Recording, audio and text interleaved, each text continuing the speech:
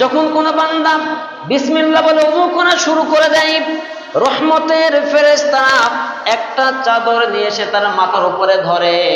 এরপরে ওই বান্দা যখন দুইটা হাত ধোয়, তার হাতের গুনাহ আল্লাহ পাক রব্বুল আলামিন মাফ করে দেয়। অতঃপর যখন মুখে পানি নেয়, তার জিহ্বার গুনাহ মাফ হয়ে যায়।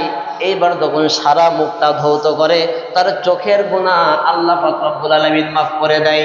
আবার যখন ওই বান্দা ওযু করার পরে শেষে যখন পা ধোয়, পায়ের গুনাহ মাফ হয়ে যায়। এরপরে পরিপূর্ণ ওযু করে ওই বান্দা যখন মসজিদের দিকে গমন করে, তার জীবনের যত গুনাহ আছে আমার আল্লাহ পাক রব্বুল আলামিন সব গুনাহ কাফারা করে দেয়।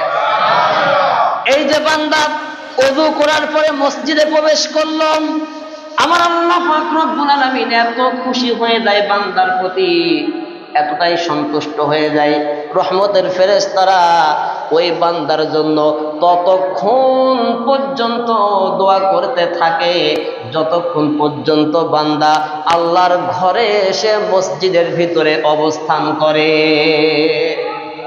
কিন্তু আমাদের মুসল্লিরা মসজিদে এসে সালাম ফিরাতে পারলে হয়, কার আগে কিটা বাড়াবে মনে হয় প্রতিযোগিতা লেগে যায়। ঠিক আছে না?